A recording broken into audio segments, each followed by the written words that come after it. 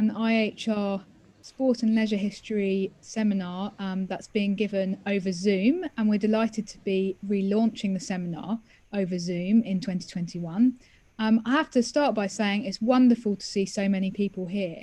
It's obviously one of the nice kind of side effects of the pandemic, if there are any nice side effects, that we can all kind of hear papers like this more easily, and that hopefully our Zoom seminar series will be a bit more accessible.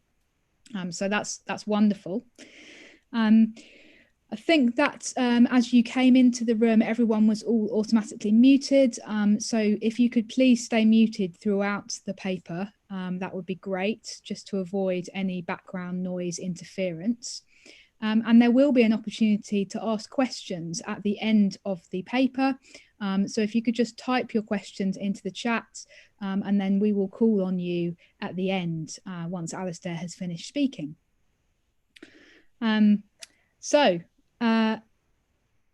Without further ado, I will now introduce Alistair Webb from Manchester Metropolitan University. Alistair is going to be talking to us this evening about why history matters in contemporary sporting events, a case study of the bidding process for international cricket in England and Wales. Alistair is a PhD student at MMU, and he is conducting his research on local politics, identity and globalization, and how they interact in the context of English cricket. And before you all came in, we were just talking about one of the difficulties with his research at the moment is attempting to conduct this kind of research, and particularly surveying contemporary cricket crowds in the English context, when we're in the middle of a pandemic where nobody can go along and watch live cricket. So that's obviously a challenge for Alistair. I'll hand over to him now, and we're really looking forward to this paper. So thanks very much, Alistair. Over to you. Thanks, Raf. Good evening, everybody, and thank you all for coming. And it will probably be, my late dad would say to me something along the lines of, "Trust you to pick a subject like this in the middle of a pandemic." But there we are. With that in mind, I thought I'd start with a bit of a question. I wonder if I'm the only one who's been watching the cricket from Australia and New Zealand in recent weeks and getting increasing pangs of jealousy about the fact that they've at least got some semblance of a crowd there. I know for reasons you've just heard, that's certainly very acute for me, but this is a paper about those times when we used to have crowds at sporting events. Hopefully they will return at some point. And as Raf's explained, my research is very contemporary. It's examining how local politics, in terms of the role of local authorities, local identities, and globalization, interact in cricket and in the upgrading of cricket grounds, with a view to trying to get international, originally international, and or increasingly the dreaded, for some of you, 100 franchises. I will have a bit to say on that during the course of this paper, to their grounds, originally, of course, for last summer, but now allegedly due to start this summer. It's a very contemporary subject, as the title suggests, but it is a subject where history is important, and I think is actually more important than is often given credit for. So with that in mind, some of you may think, well, this is a bit familiar, and it is, because those of you who attended the last physical BSSH conference back at Liverpool Hope, nearly 18 months ago now, may remember me speaking on this subject. And it is a real growth area of interest, because of the fight there's been, not just in cricket but across the sporting spectrum, to secure these, when we talk, high profile events. When I'm talking about high profile events, a lot of the research focuses in the mega event sphere. Your Olympic Games, your Football World Cup in particular, that kind of thing. But the issues that arise with those, I think are also prevalent in these kind of discussions as well.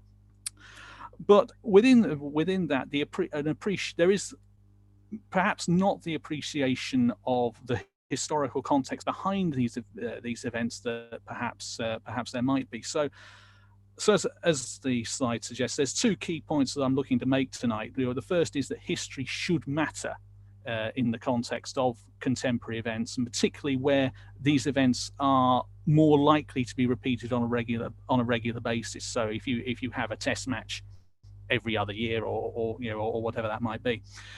And the second point is about identity and how perceptions of identity do matter, but they are, I think, at risk of being overshadowed by other considerations, particularly surrounding globalization, and that also plays into the style of cricket, style of play that we see in sport, and it may be playing into cricket as well. And I'll say a bit more about that later on.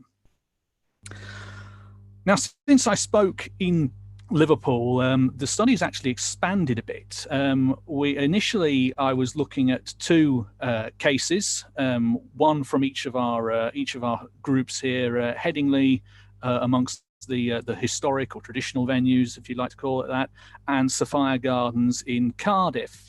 Now, I've added, in conjunction with supervisors, one more from each side. I've included Old Trafford and the Rose Bowl in Southampton. The main reasons for that, from a research point of view, is I see them as as fairly similar in the sense that they are regional centres, large regional centres, and these are grounds in grounds within within obviously those big regional centres. I could have chosen, for instance, Durham was one that was also in my mind, but I felt because of where it is, as people will know if they've been to the Riverside, a smaller town, it perhaps wasn't quite the same sort of case as what we're looking for with the others. So although perhaps as much of a valid one in terms of its hosting development. So as I say, we have expanded a bit since I last shared thoughts on the subject with you. Now, there are times when history is not an appropriate subject for discussion of a contemporary event. My own PhD supervisor, Paul Brannigan, has written a lot about Qatar and its bid for the Football World Cup which is meant to be towards the end of next year. And, with no obvious tradition of football in Qatar, it would perhaps seem strange to start talking about history in that context.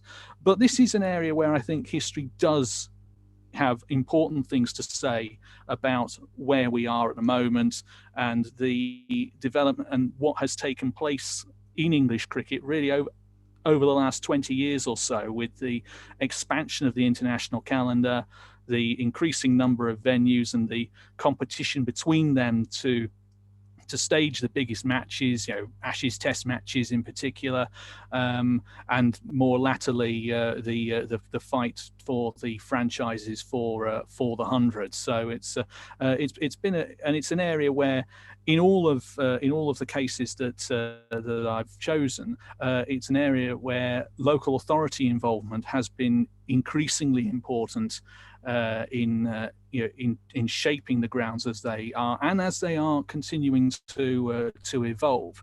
And one of the questions that I'm looking to try and answer in my research is whether local voters, regardless of whether they go to these matches or not, whether they really are bothered about the fact that council resources, often council money, whether in the form of loans or whatever it may be, is actually going into these projects when it could perhaps be devoted to other services. So it's a big area, big issue, and obviously has a lot broader implications, not just in sport but in our public life, with the pressure that's been put on local councils really for the last decade or so during this period of austerity. So with that in mind, we'll just look at our two groups of grounds. I'm starting with the established grounds here. My two established cases, Headingley and Old Trafford. Now, of course, we think of Headingley and Old Trafford, we think of Yorkshire and Lancashire, we think of rivals. The rivalries going back over centuries. But of course, cricket's thrown up great cross-Pennine partnerships. Think of Hutton and Washbrook, Truman and Statham, just to have a couple. And it's in unity that we see these two counties here as well, because in this period of increasing competition, which was really sort of kicked off from around the turn of the century, these are the two venues, I think, that have come under the most pressure to both not only to sustain international hosting rights at those grounds, but also to actually maintain themselves as cricket venues. Relocation was a serious option for these two clubs in a way that I don't think it was for any others. The picture, I should just explain, that is one of taken in one of my many trips to Headingley over the years. I think I'm not sure exactly what year it was, but the latest it would be 2017, before the redevelopment of the football stand end began, and that is important certainly in the here and now of Headingley, for reasons that I'll go on to. Now, to understand how we got to the point where relocation was seriously on the agenda, we have to go back to 1984, because that was the year, in terms of Yorkshire, that was the year that the Test and County Cricket Board, the precursor to the ECB, decided that Yorkshire would no longer, from 1990, have the automatic right to host a Test match, which they had had since the early 60s. Headingley was the only ground outside London that had that right at that time, but the TCC decided to revoke that in 1984, and as the quote on the screen shows, that the Headingley was required to join a rota system with the other non-London Test venues. Now, this quote is the entire space. The entire space. It runs to about 3 lines. That was given to this issue in the Yorkshire County Cricket Club yearbook of the following year, 1985, and I think that's striking because it demonstrates that yes, it was obviously a blow to Yorkshire to lose that sort of automatic right. But it wasn't an immediate threat. They would say they were joining a rota, and there would be a case where once every few years, in a split summer where there are two Test match touring teams, they wouldn't have a Test match. This was something that wasn't unusual for the other 3, and clearly it was a threat that was already several years in the future. But the timing of the announcement was important because it coincided with the overthrow of the committee by a reform group, essentially unhappy at the decision not to give one Geoffrey Boycott a new contract, but who, after going in there, as Stuart Rayner records in his book The War of the White Roses, came to the conclusion that the club could really play at Headingley, but not do very much else, and that really is the catalyst for a period in which Yorkshire tried to strike out away from Headingley, away from the control of the then ground owners, the Leeds Cricket Football Athletic Company. They looked at starting an academy at Bradford in the late 80s, and there were some moves by the owners to begin redeveloping, modernising Headingley, but relations deteriorated to a point whereby the mid 90s, it was late 1995, Yorkshire had signalled their intent to leave Headingley altogether and move to a new stadium near in the Wakefield area, Wakefield Council area. And this caused convulsions. It was huge headline news at the time. Even, I didn't live in Yorkshire at the time, but we got sort of Yorkshire local news, and the extent of the passion and the coverage, really sort of struck me at the time as a lad of maybe 12, 13, something like that. And that really marks the beginning of a process, a very long process, but a process through which Yorkshire eventually came, first of all, to buy the ground in late 2005 with the support of the local council, and it then brings us eventually to this point. And this picture, I make no apologies for telling you, was taken from my seat on the Western Terrace in August 2019, when Ben Stokes carved his name into folklore forevermore with that incredible 100 against Australia. On the right is what is the new football stand end, the Emerald Stand, as it's known for sponsorship reasons, which was built following the end of the Test match, against the West Indies in 17, and was ready in time for the World Cup in 2019. On the far side, you have the East Stand, which was built early 2000s, and out of shot to the left is the Carnegie Pavilion, which around about 10 years old now, I think. But all that most of that development came after Yorkshire had bought the ground and had secured a staging agreement for international cricket up to 2019.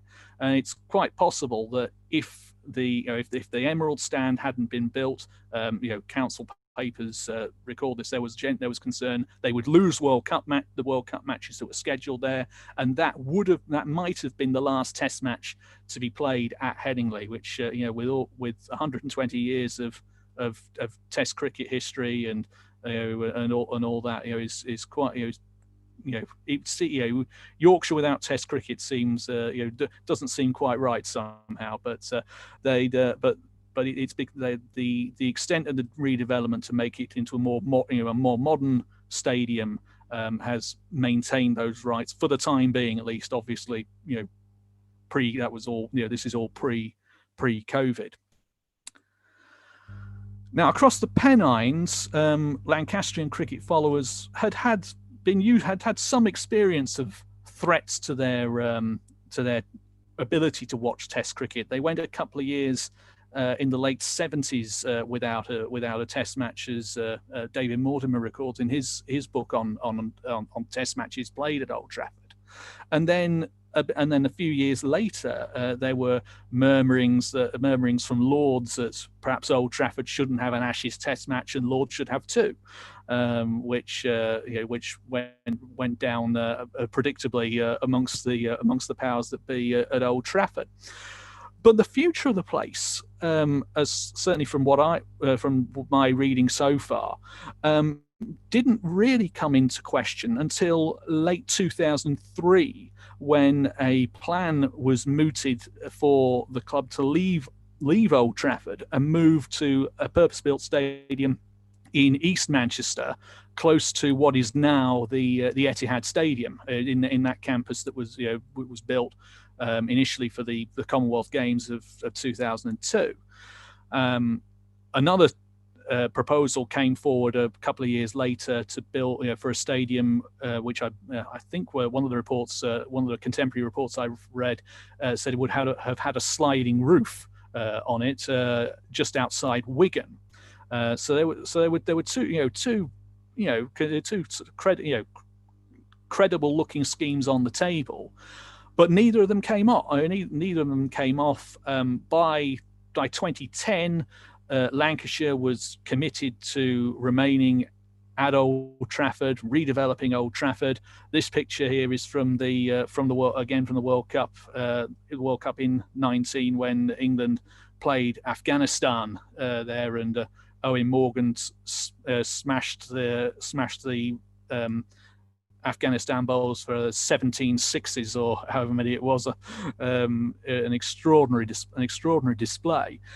And Old Trafford is now on course following the latest planning application, which was approved around about this time last year by Trafford Council, to be the largest cricket ground we have outside London, with a new stand being built that's going to take capacity up to around about 27,000 or so once it is built. So there's been a huge transformation of the ground really in the last few years. I remember my first visit was in 2004, and I looked round and I thought, this place looks like it needs some money spending on it. Well, that certainly happened, and it's a terrific venue to watch your cricket at these days.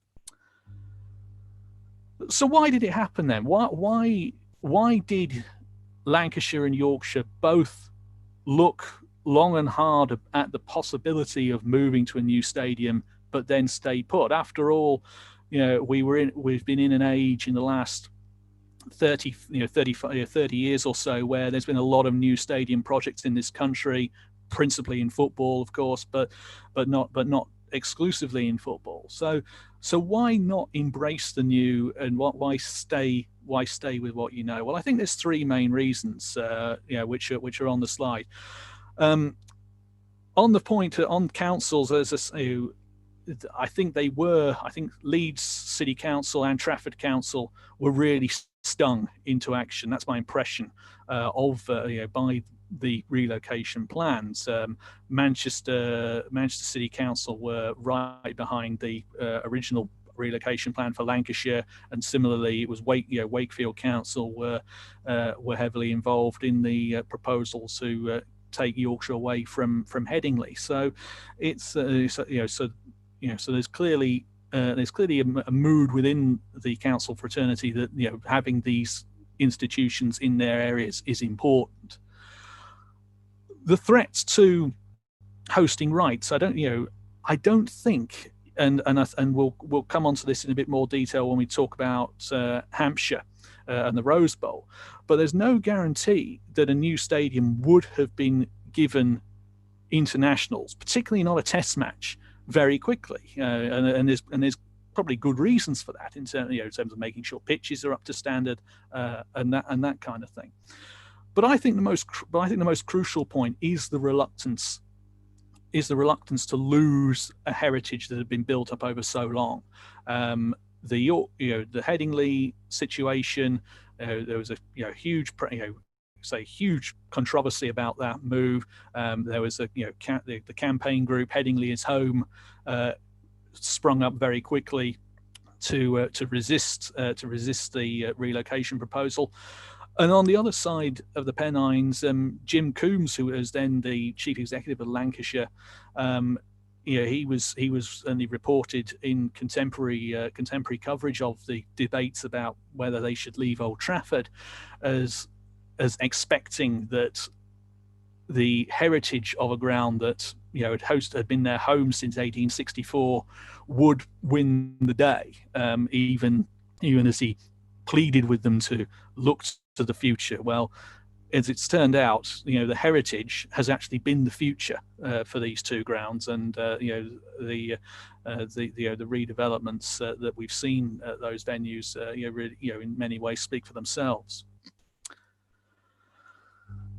Let's turn then to the new, and particularly to Sophia Gardens and the Rose Bowl. Now, inevitably, because of the extent of the threat to them, I think the fortunes of Headingley and Old Trafford were bound up with the rise of Sophia Gardens and the Rose Bowl, and also initially with Chesterley Street with the Riverside, which was the first of these three to host a Test match back in 2003. As I say, both were among the venues that began to host England internationals in that post-2000 period. But the big controversy, and where the controversy really blew up, was in 2006 when Sophia Gardens was awarded the right to stage an Ashes test in the 2009 series. Now, at that stage, Sophia Gardens had never hosted an England international, and the plans that were going to bring it up to the standard required for Test match cricket, they hadn't even been passed by the local council. So for them to get it against Old Trafford, where thousands had been locked out the year before, as I'm sure many of you will remember, and also the Rose Bowl, amongst others, was a source of huge controversy.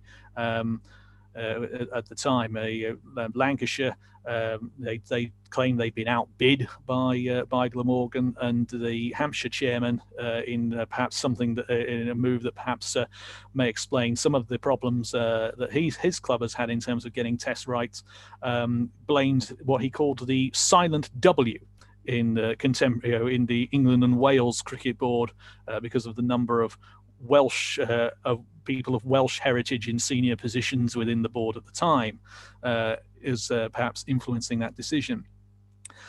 But the Rose Bowl eventually got its day. They got their day against Sri Lanka in 2011. Two more Test matches against India, and of course, they acted as one of the bubble venues last summer when we managed to get cricket, despite the pandemic, behind closed doors. Just as an aside on that, that was the first test against Sri Lanka that the Rose Bowl stage was a few months before the ground was actually bought by Eastleigh Borough Council and leased back to Hampshire. They also announced plans to build a hotel there. Whether they knew something we didn't at that stage, we can only speculate. But certainly the cricketing wisdom of that was proven last summer.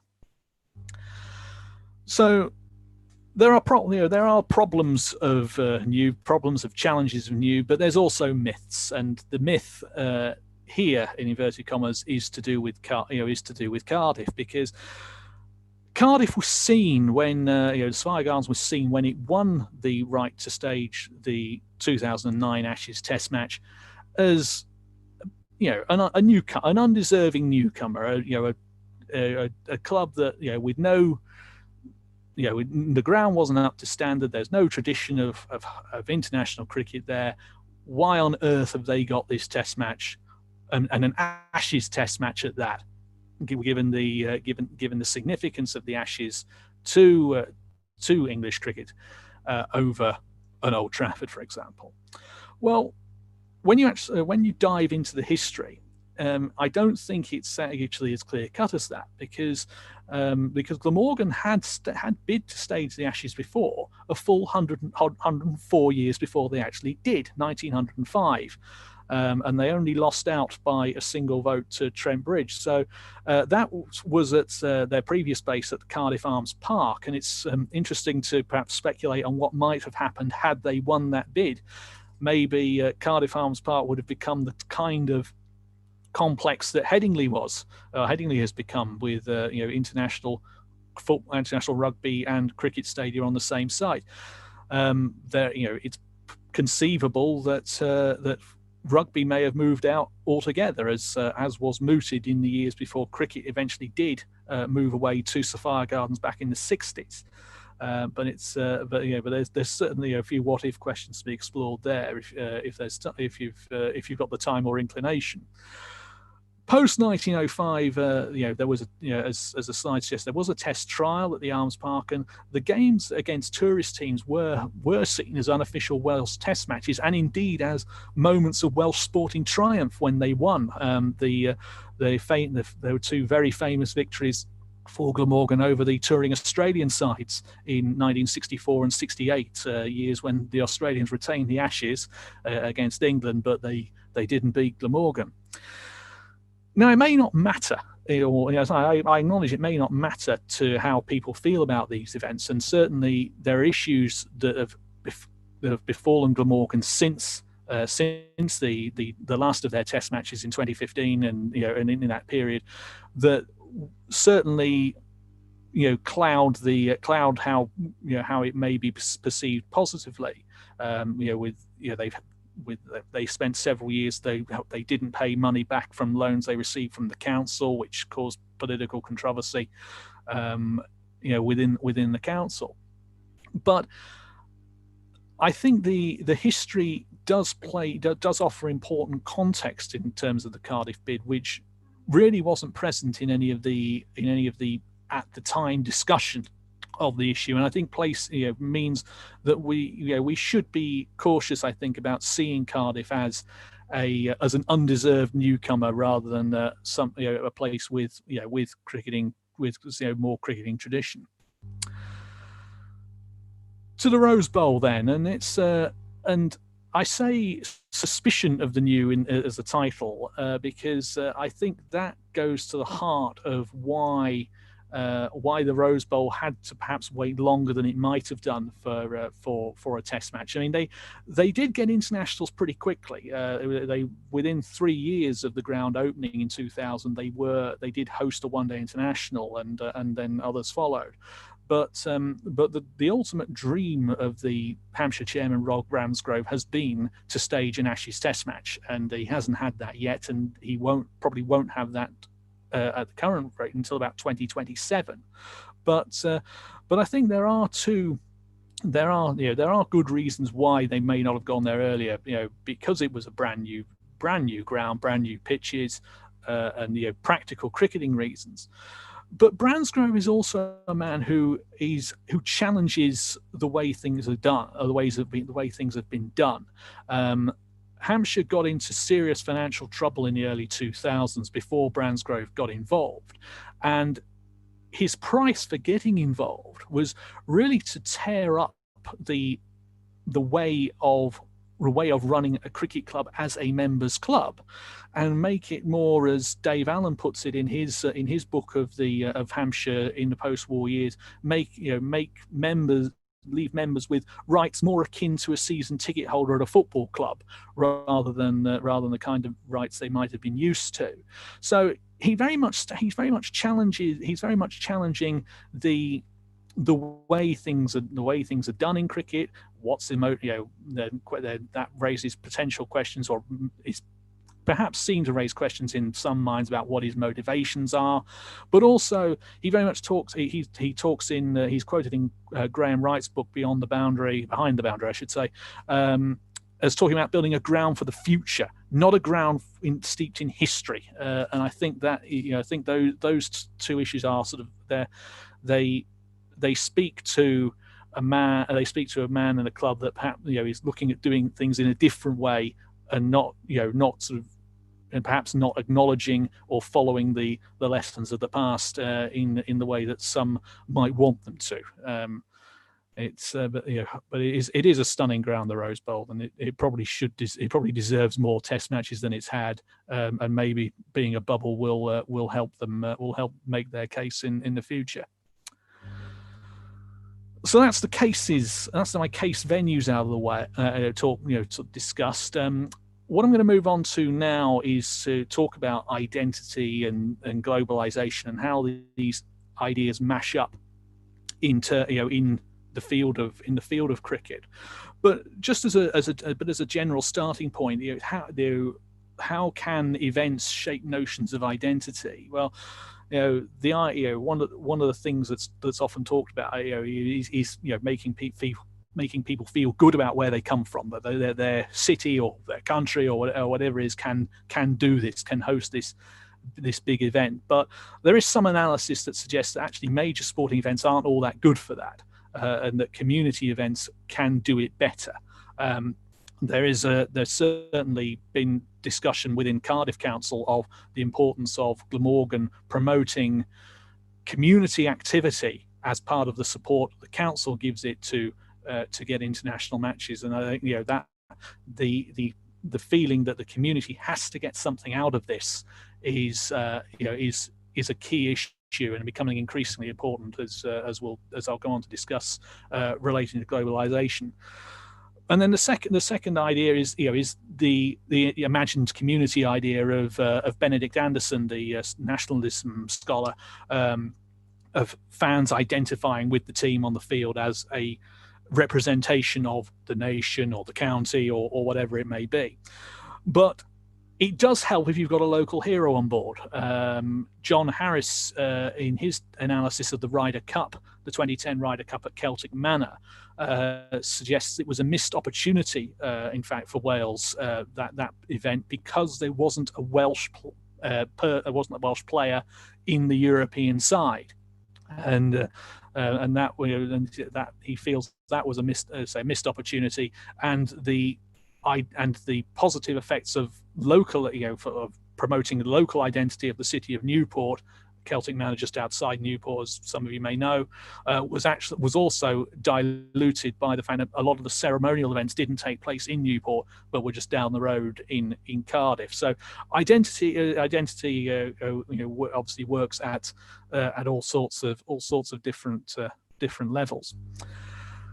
Now, in terms of cricket, I'm talking, in terms of cricket identity at this stage, I'm talking primarily on Glamorgan and Yorkshire, because they're the cases that I've sort of read most about. I'm sort of catching up with Lancashire and Hampshire at the moment, and Glamorgan, really was or saw it try to present itself as the county of Wales, and in a way, it still does, in the sense that, it promotes, I've seen it promote its T20 matches as Wales versus England every week. So playing into that nationalist feeling. But historically, matches were played all around Wales. Now, there were good economic reasons for this as well, but it helped to create that sense of, a county representing the nation of Wales, as Robert Croft put it, who then said that playing for England was then like being called up for the British Lions, to sort of compare it to rugby. And as I've said earlier, the matches against overseas touring teams seen as unofficial Welsh Test matches. On the other side, Yorkshire. It may seem a bit of a stretch to say that a victory for Yorkshire invokes national pride, but as Dave Russell wrote some years ago, it was a way of projecting it could be seen as projecting a form of a broader regional or northern identity, and a sense of a national identity as well. Where that perhaps, where one area where that is undermined, of course, is the famous rule that until 1992, that Yorkshire would only pick players born within the county of Yorkshire, which was always ironic, given that one of its most famous captains, Lord Hawke, had to overcome the accident of his birth in my home county of Lincolnshire. So it wasn't always cut and dried as you might think.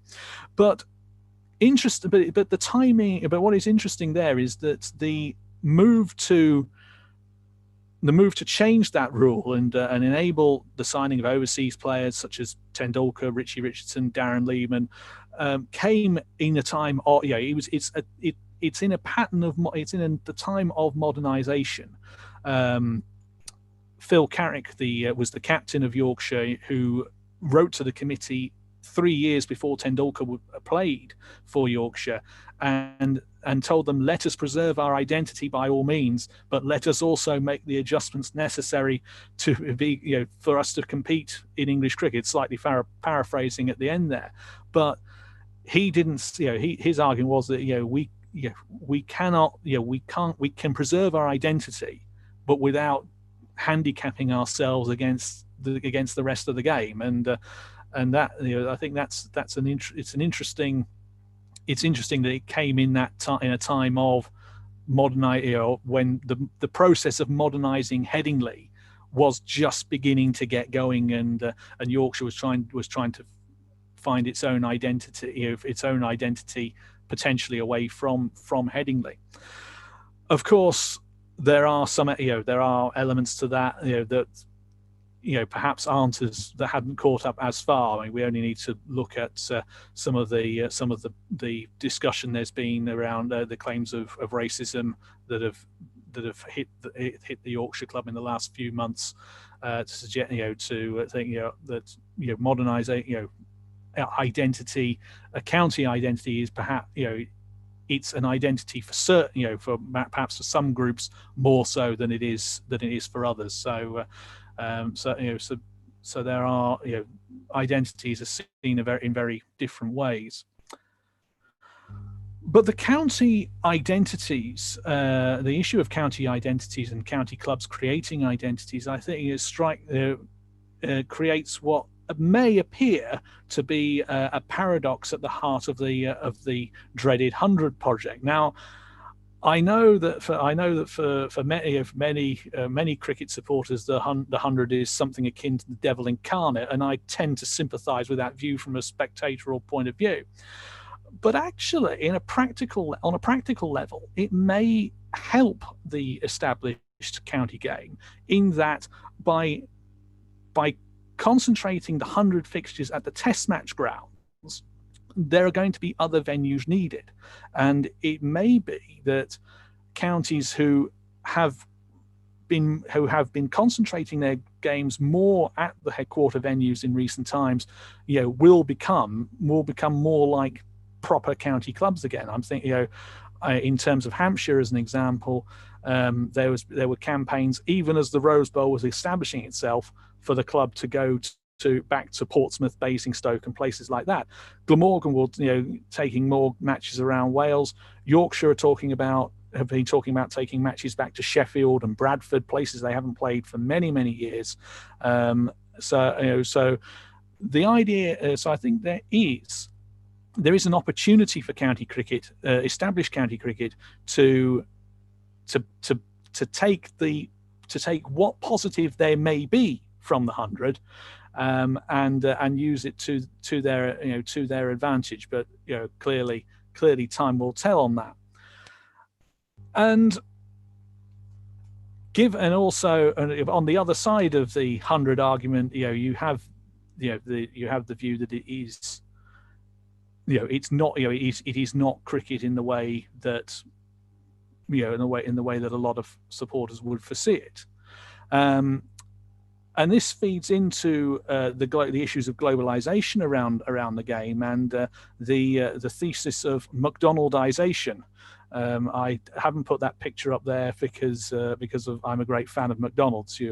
Just to be clear, but McDonaldization is a thesis of globalization developed by the American scholar George Ritzer, and it has two main issues. It raises two main issues for sport: one about the development and upgrading of grounds, but also the type of sport we play, and we watch. Now, Ritzer's argument is obviously characterized by American examples: baseball, bringing the fences in baseball, shot clocks in basketball, and things like that. But his argument is that we are seeing, he's seen it in those sports, and the inference is that it's potential. Cricket is at risk of going that way. I think things like boundaries being brought in, for example, shorter boundaries than perhaps they should be. But I'm not convinced it's happened yet, although I think we have to be vigilant on it. I think I'm more persuaded by Gideon Haig's argument in the Cricket War that the changes we've seen dating back to World Series cricket are actually more of style than in substance. But the 100, I think, is potentially a more radical threat, a more radical change to the game than any that we've seen before. And for that reason, I think it is too early to tell exactly how significant the change will be for cricket in this country. How am I doing for time? If I don't know if I can get. You've probably done about 40 minutes. Alistair. Right. Well, I've got a couple. I've just got a couple more slides. So I'll just gallop through. I'll gallop through these fairly quickly. As it says on the, as we say on the slide, Jonathan Grix and his colleagues have talked about a coalition of beneficiaries who advocate hosting these big events because of legacy. But we have seen in recent years greater resistance, popular resistance to these events, and in cases where these cases where these bids have been stopped in the face of mass popular opposition. I mentioned Rome and Calgary for Olympic Games as two of the main examples. And I think this speaks to a question of, what if you're a resident of an area where an event is happening and it doesn't affect you, it doesn't benefit you in any way, why should you really care whether the event is happening unless it's affecting the services that you get from your local authority in some other area? And that's one of the issues that I'm hoping to tackle in my research. Briefly, there is a bit of a warning from over the Atlantic, from the West Indies, about the battle of globalization as chronicled in Hilary Beckles' work on West Indies cricket. He has seen the development of globalization, the increasing influence of globalization as a real challenge to West Indies cricket that hasn't been overcome yet. Although I think in his later work, he is more optimistic that that these things can be reversed, but it will be a long-term process. This quote, quite long quote from Burley, I think it speaks now as I think it has almost probably at the time he wrote it. The cricket is still as much of a crossroads as it has been, and the issues don't really change. It's money and who makes the money and how is it distributed, and the challenge that cricket faces is how to maintain the structures and maintain the three different formats of the game in a way that doesn't squeeze one out in favour of another. So my plans say all subject to COVID. There is quite a bit of work going on, sort of documents and things like that. Hopefully, I'll get to some games this summer. I'm trying to maintain some optimism on that, even if it's we're sort of living day by day. But as I hope I've showed, this is very much a moving feast. It's a subject that's going to develop over time. But when the analysis is written, those who write it will do well to keep the history that brought us there in their minds. Thank you. Thank you very much, Alistair. I'd just like to invite you all to unmute yourself temporarily and give Alistair a round of applause.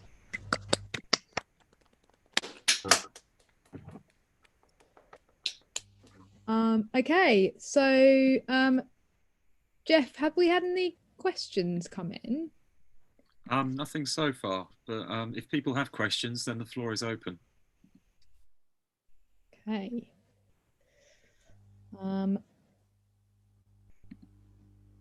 So yeah, feel free to type into the chat if you have a question.